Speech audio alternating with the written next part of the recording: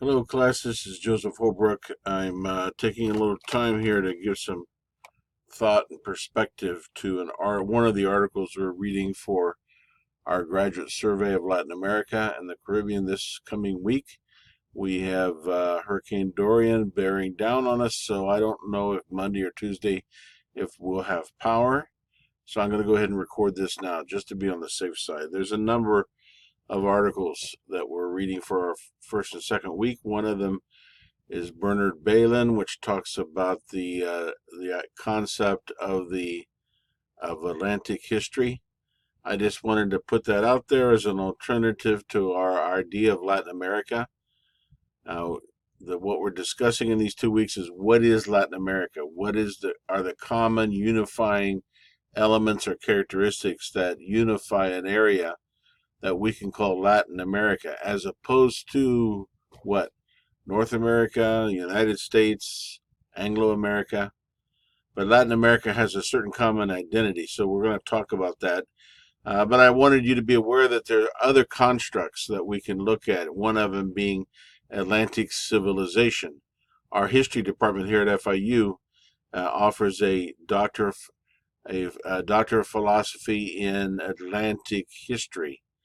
And so the Atlantic civilization is defined by Europe, Western Africa, North and South America, and the Caribbean. And the famous triangle trade between Europe, the New World, Africa, that resulted in tools and artifacts being sent to Africa to be exchanged for slaves, which were brought over in the Middle Passage, which were then exchanged for rum, sugar, coffee, cigars, which were then shipped back to Europe. That's Atlantic civilization. It has certain commonalities. What we're talking about today is Marshall Eakin's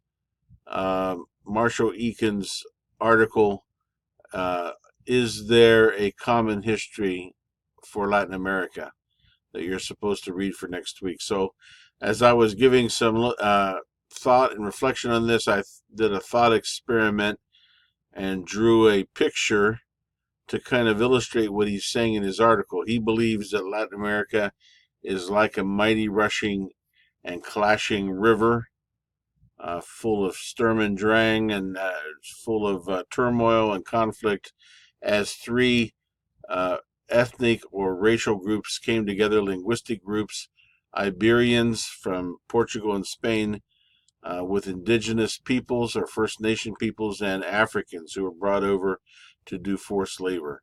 He believes that Latin America is best defined by certain cultural elements that have to do with the Catholic tradition, has to do with slavery, colonialism, and the combination and mixture of these three people groups.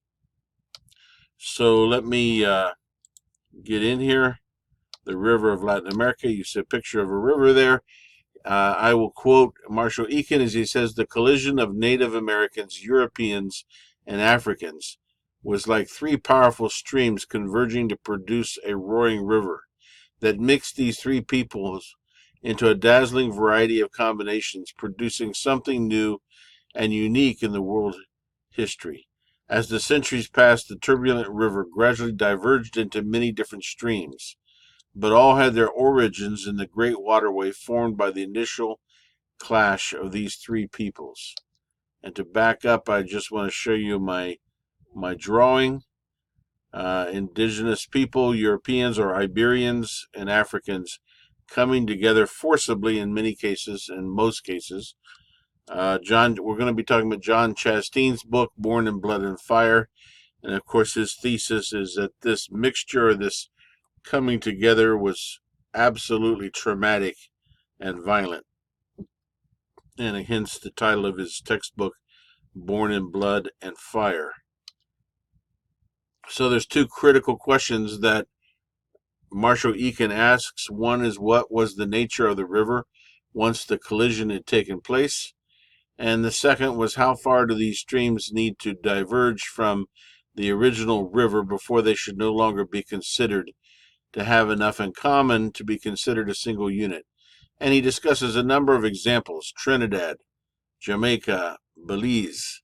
Later on he talks about Haiti and Puerto Rico as questionable cases that are perhaps in the process of separating from the main river. I playfully titled this Pirates of the Caribbean. There are several books about the role of the English, Dutch, and French, for the most part Protestant, entering into competition with Spanish and Portuguese Catholics in Latin America after 1600. These were all five, Portuguese, Spanish, English, Dutch, French. All five were imperial agents rushing to claim world dominance in empire. And of course, eventually the English succeeded in wresting away that dominance from the Spanish. So he asked the question, should we consider ethnic history or racial history? The problem with that is there is so much diversity in Latin American nations. Paraguay, Ecuador, Peru, Bolivia, Guatemala, and Mexico are all heavily indigenous to one degree or another. Paraguay especially has Guarani as one of its two official languages, along with Spanish. Brazil and Cuba, on the other hand, are much more heavily Afro-Latino because slavery persisted late into near the end of the 19th century, and Cuba and Brazil, due to the plantation sugar production, were importing slaves much longer than any other locations. Argentina and Uruguay are much more European. They emphasized and sought after European immigration at the end of the 19th century. Uruguay is a next-door neighbor to Paraguay, and yet Paraguay is largely indigenous, while Uruguay is almost entirely European. And so to try to define Latin America based on ethnicity would be very difficult. What about politics, political history? So he discusses the independence process.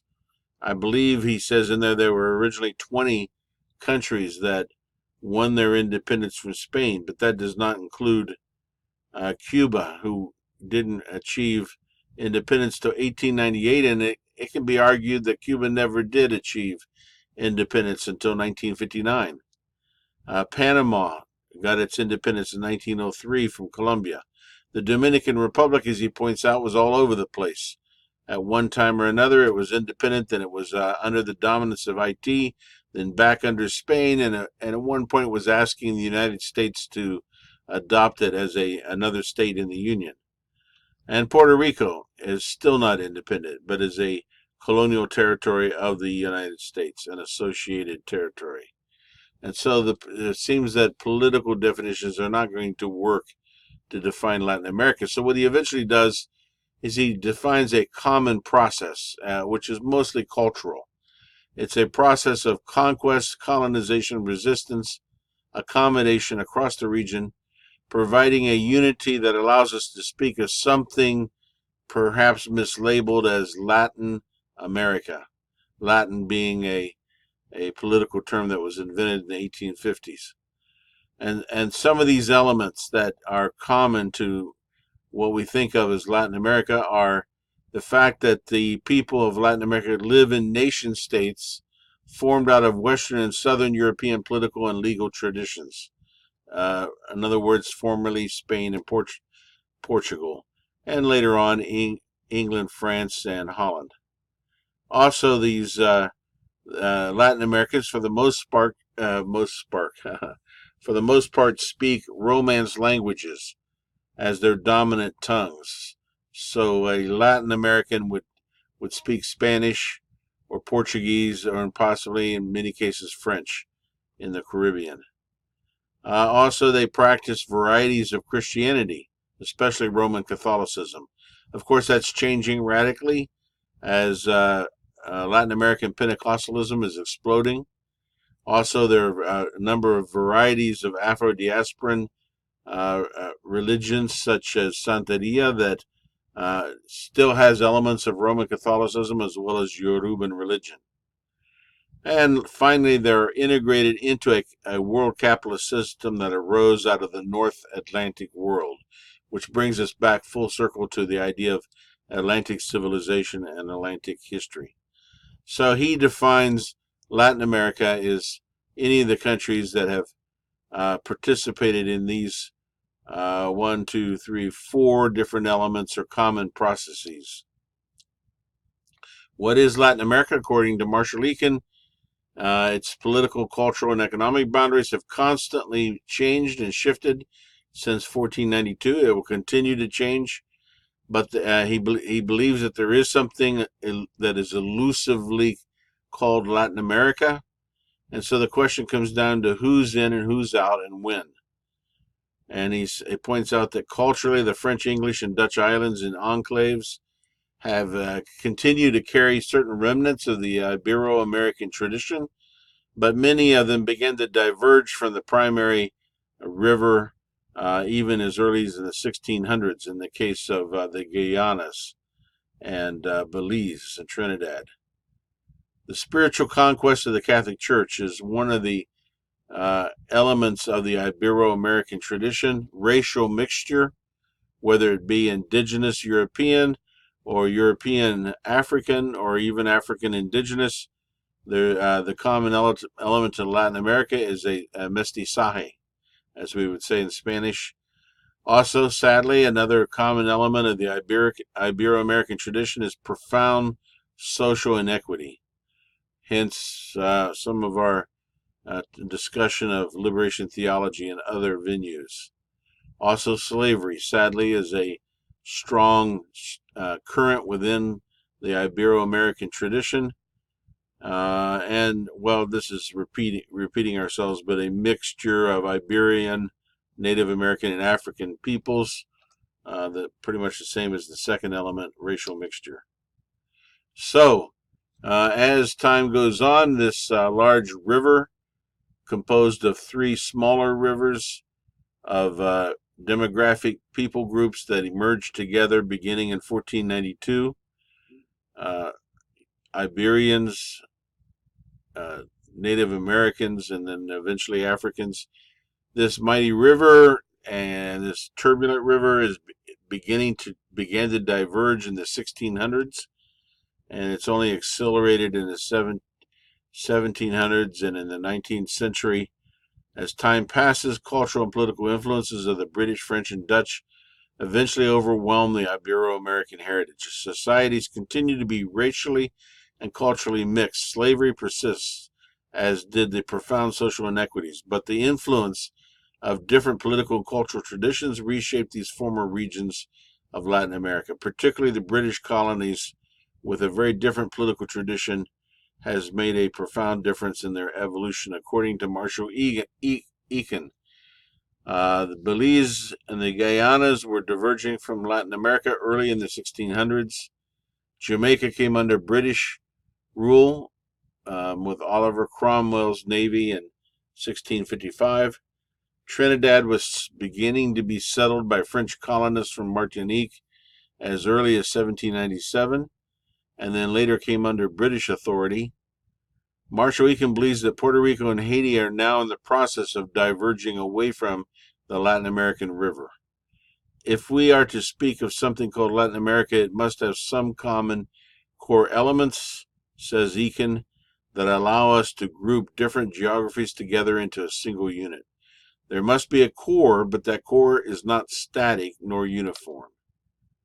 And that is the river of Latin America, according to Marshall Eakin in 2004. Thank you for your attention. I trust that you will fare well on Monday and that the storm will not harm us in any significant way. Take care.